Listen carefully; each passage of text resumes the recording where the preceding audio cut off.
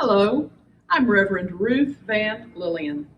Welcome to the Unitarian Universalist Fellowship of the Emerald Coast.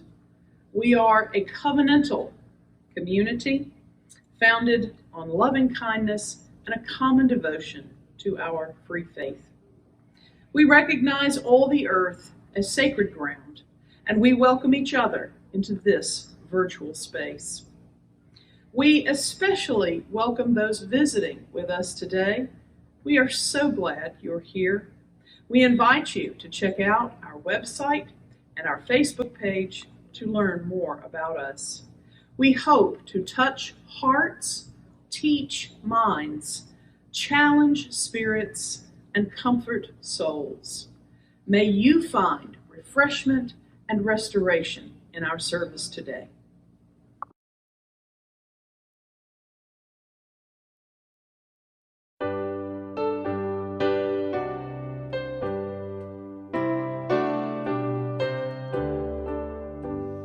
For the beauty of the earth, for the splendor of the skies, for the love which from our birth over and around us lies. Source of all, to thee we raise this our hymn of grateful praise. For the joy of ear and eye, for the heart and mind's delight, for the mystic harmony, linking sense to sound and sight. Source of all, to thee we raise this our hymn of grateful praise.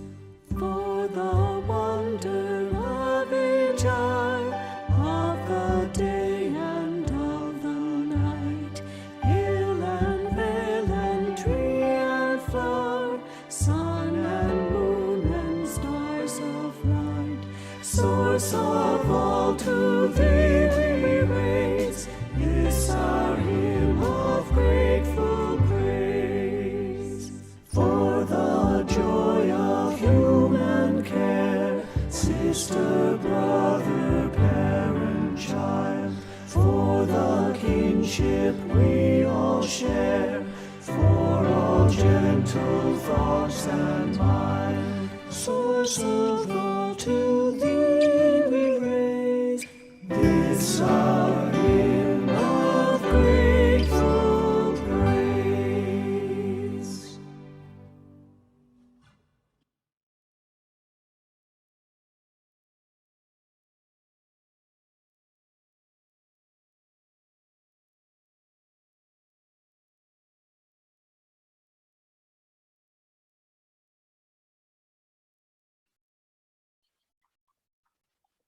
In lighting this chalice, we cast upon it our hopes and intentions for all that is positive in our minds and in our hearts. May this precious light shine on.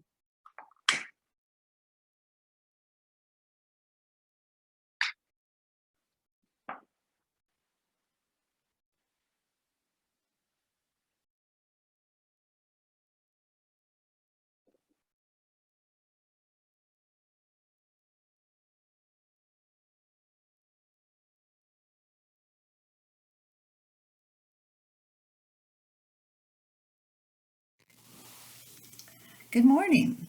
There's nothing like spring to make you feel like new beginnings, new starts, maybe doing things in a new way or trying something different. Or sometimes it's an adversity, like I was having all kinds of tech issues this weekend. There's no way I could record this story like I usually do.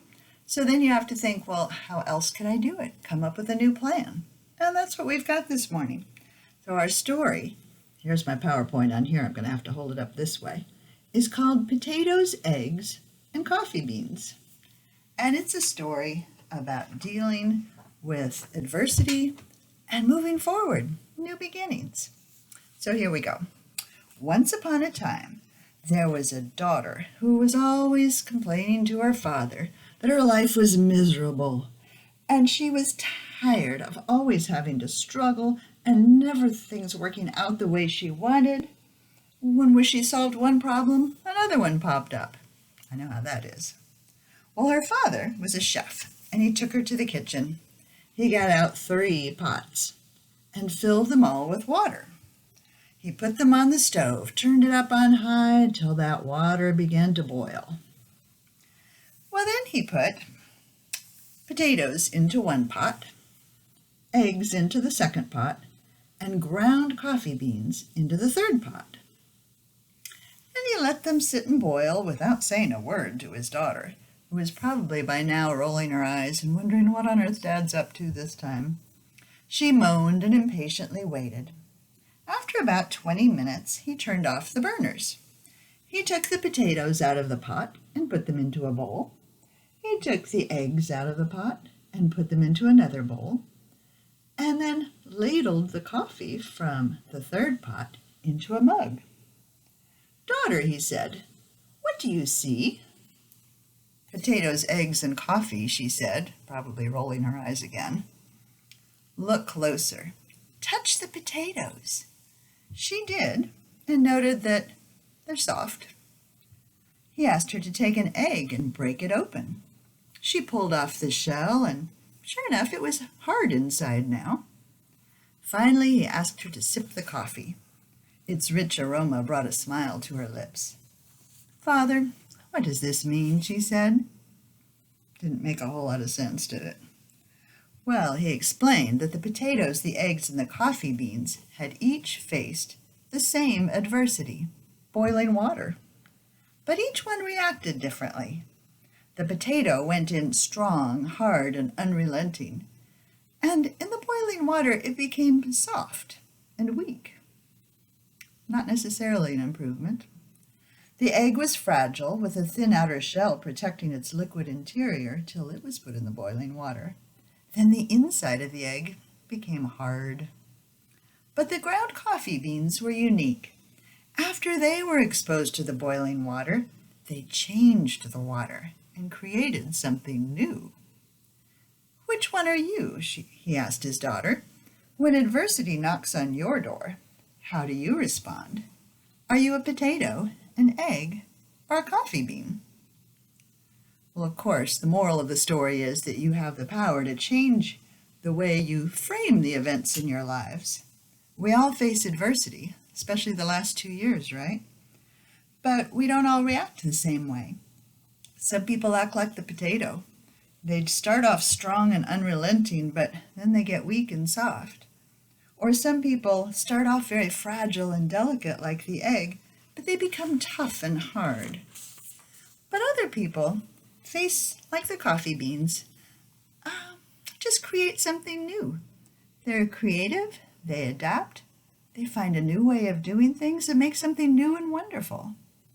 So, you want to be like the coffee beans, right? You want to keep moving forward. If you can't do things the way you did in the past, find a new way to do it. We want to build on what has gone well in the past and create better things for the future. As our fellowship gets ready to open again, which is so exciting, we might not be like it was in the past, but we've all faced some adversity, and we can come through it by inventing new ways to do it that hopefully will make us just as happy, if not more so. Thanks for listening. Bye.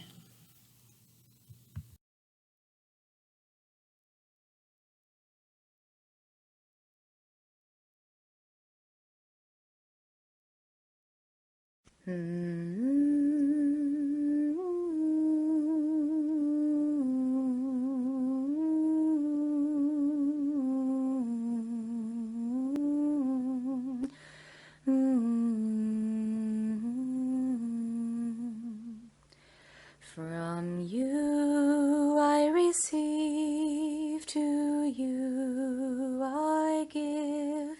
Together we share, and by this we live. From you I receive, to you I give. Together we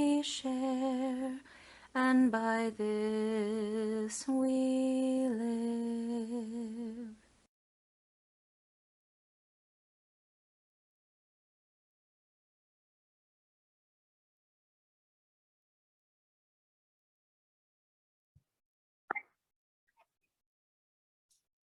Thank you for continuing to send in your pledge or other donations, either by mail or on our website, uufec.com. In March, our Share the Plate donations will be split with Healing Paws for Warriors. This group is committed to providing our heroes the tools to live as they struggle with PTSD, traumatic brain injury, and other debilitating conditions. Their goal is to increase veterans' self-esteem, allow them to lead a more productive life, and help alleviate some of their symptoms. By training rescue or shelter dogs, they allow the veteran to receive a service dog at no cost. They could potentially save 2 lives in the process, the veteran and the dog. Thank you for your generosity.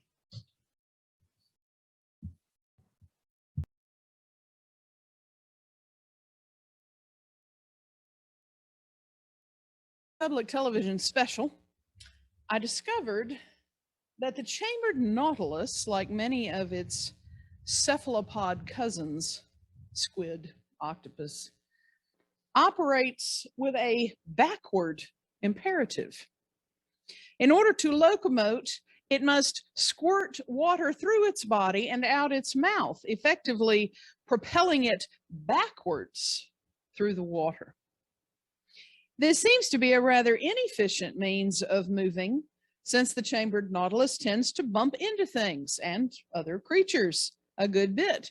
Can you imagine having to walk around backward or driving in reverse? Most animals have a forward imperative, meaning that they are hardwired from the beginning to follow their eyes and other senses to move, well, forward. We human animals do this as well. As vision develops, babies first look, then reach, then squirm, roll, scoot, pull, crawl, creep, walk, and finally run forward. Most of the time, all they need is a little encouragement, and they are unstoppable. I learned about the forward imperative when Bill and I took our younger son Angus in his infancy to an alternative rehab facility. Because Angus was severely brain injured at birth, a lot of his hardwiring was damaged. These creative people worked with us to help repair and rewire Angus's brain, and they showed us ways to restore the drive of that forward imperative. Under their direction, Bill built an 8-foot slide of smooth, slick masonite board with a bumper on each side and set it up in our living room. The idea was to teach Angus that he is made to move forward. As a baby, left on the floor, he would squeal and squirm, but he couldn't move his body in any direction. The danger was that he might get stuck, floundering on the floor and getting nowhere. So he turned gravity from an enemy into a friend, and we elevated one end of the slide and placed him on it, on his belly, head first, and shearing him down that slide over and over again, 20, 30, 40 times a day. He enjoyed the momentum of sliding down, and with each time, repetition and encouragement, he learned that by moving his arms and legs, he could keep moving forward once he got on the level part of the floor. He had discovered his forward imperative, and he's been crawling around the house ever since. I think Angus has something to teach us. I think human beings have a social or collective sense of the forward imperative, but we don't always follow it or even agree about it. In our love of homeostasis, which means everything in balance, we have a tendency to want to keep still and keep things the same. However, keeping still doesn't really keep us in balance, does it? Keeping still too long leads to stagnation, boredom, restlessness, frustration, conflict. The sense of wanting or needing to move forward pushes us to resist sitting still too long. It doesn't always come to everyone at the same time or in the same way, and this is why we don't always move together smoothly. We need leaders to challenge and guide us forward, giving us both inspiration and instruction to coordinate our collective forward imperative. We need to find ways to lift up the end of the slide and find our momentum again. Actually, the force that got me moving forward into church leadership was sex. Oh, good. Everyone's awake again. I'm afraid it's true. At the heart of the matter, when all the peripheral issues were set aside, it was the drive of sex hormones that led me to leadership in my own church and ultimately into the ministry. His name was Chris, and he had big brown eyes and wavy chestnut hair and a gentle smile. He was so cute and sweet and funny, and I was 15, and well, he could have talked me into just about anything. But what he mostly wanted to talk about in the months we dated was God and Jesus and church. So we went to church a lot. And it was quite an experience for this cradle Methodist attending a Catholic high school to go to his Pentecostal church. It was so lively, so energetic and active and noisy. They stopped short of snake handling, but not far short. But it couldn't last. He started paying too much attention to this skinny little tart of a ballet dancer, and that was that. So brokenhearted, but undaunted, I returned to my Methodist church and I joined the youth group. And I started going to district events and youth retreats. I met a woman minister for the first time, and I began to think that maybe God was calling me to be a minister. I had found my forward imperative. So now I invite you to think about your lives. How has being a part of this fellowship community transformed you? If you're very new, you may not be ready to answer this question yet, but for the rest of you, remember your life before you started attending? How did you find your way here? What were you looking for? Why did you keep coming back? Maybe it was sex. What has changed in your life for the better since you became part of this group? And what might your life have been like if you had never found us? Sometimes we forget where we have been and how we have changed. We get caught up in busyness and clutter, in distraction and exhaustion. Sometimes in any faith community, the folk may hit a crisis or a disagreement. And sometimes the congregation can get stuck in a rut. And sometimes pandemics come along. Well, at least recently. And all these things can sap our energy and our enthusiasm for the community. We can slip into thinking of the fellowship as just another obligation. The fellowship might begin to look like a place where only more demands are placed on us, and we might feel tired and resentful. We lose our forward imperative and get stuck, floundering, not getting anywhere. Some of you are probably familiar with a story from the Hebrew Bible about how Moses led the Israelites out of Egypt and how they all spent 40 years wandering in the wilderness, searching for the promised land. When things got really bad, when the people got really hungry or thirsty, they would grumble and complain and moan, "Oh, if we could just go back to Egypt. At least there we had food and water and a roof. Servitude wasn't really so bad. If only we could go back where everything was safe and predictable instead of scary and uncertain and uncomfortable like it is here." My Methodist colleagues used to joke about the Back to Egypt committee. Every church has one.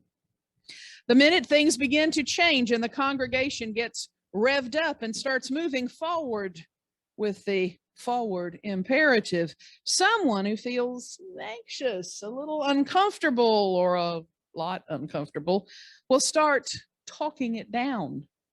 No, we don't want to do that. Let's go back to the way we used to do it. That was so much better, more familiar, more comfortable. Let's go back. Now, we always love our Back to Egypt folk. They can help us not get too far ahead of ourselves and look carefully as we move forward, but we must be careful not to let them take our momentum away. As we recreate our fellowship following the pandemic, we will be tempted to try to make everything the way it used to be and do things the way we used to do them. We must be careful.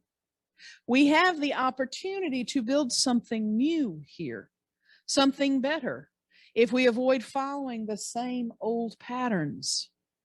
That would be like the chambered nautilus, bumping around, moving backward.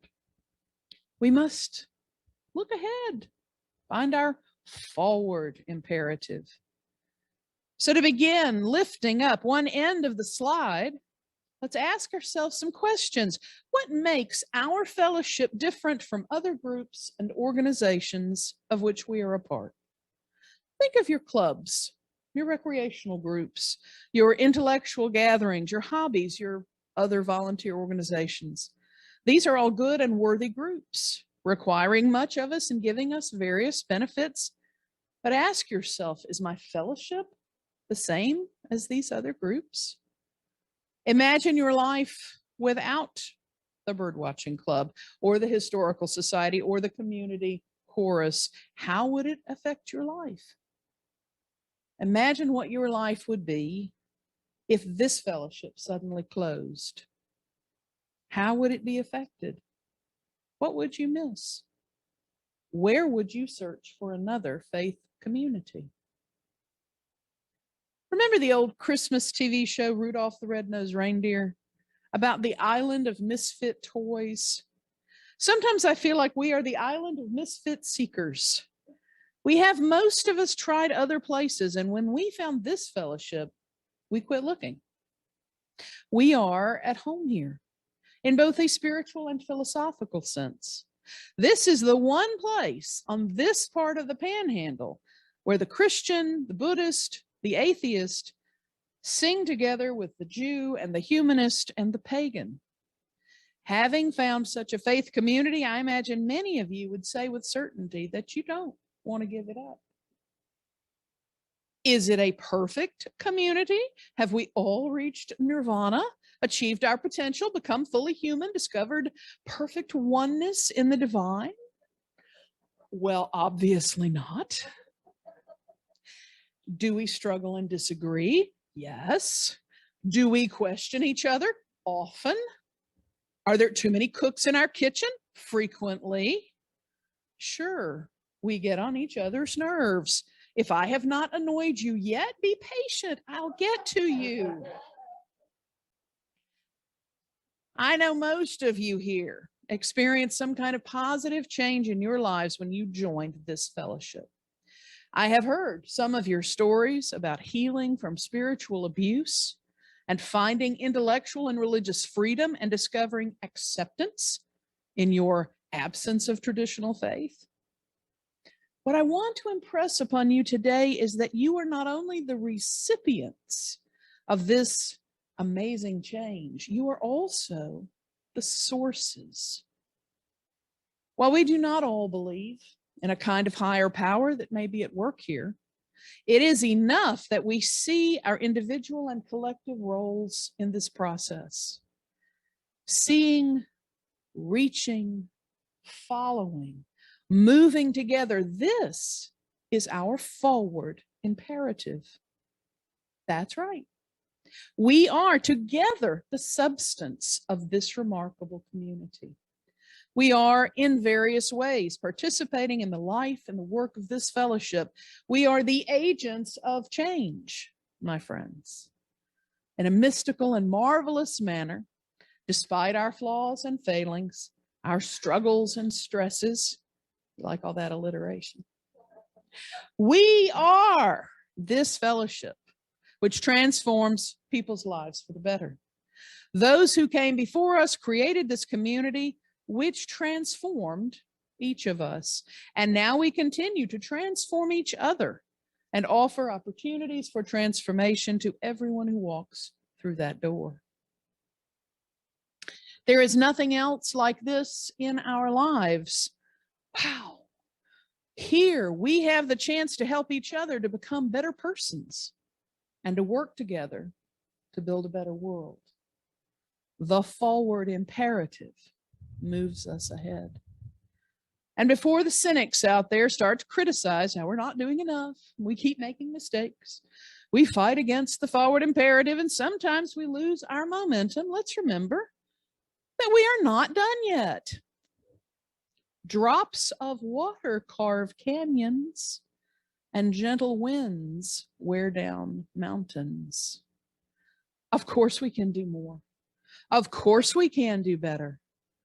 The point is that there is no other place where we do it like this. It is not a burden to participate in such amazing work. It is a privilege, an honor for me to serve among such distinguished, creative, brilliant, inspiring folk as yourselves. What more exciting place could there be to be a Unitarian Universalist than right here on the Florida Panhandle? Our existence is rather miraculous. Don't you dare get stuck feeling tired or discouraged or defeated. This is our time to make a difference. This is the perfect place for a liberal, interfaith, religious community. We are well situated to infiltrate the surrounding communities and share our message of, well, what is our UU good news? How about your faith doesn't have to strangle you? It's okay to question God, even God's existence, without fear of retribution. People of differing beliefs can work together to relieve suffering and establish justice. Love comes in many forms, and it's all good. It's all sacred. Every person falls short of their potential, but every day is a new chance to become more fully and wonderfully human. What better place than here to spread such revolutionary concepts? This is our forward imperative. Friends, the undeniable urge, the unstoppable force within us, moving us forward to become more of our truest selves, to live more out of our passion for justice, to find more of our bliss.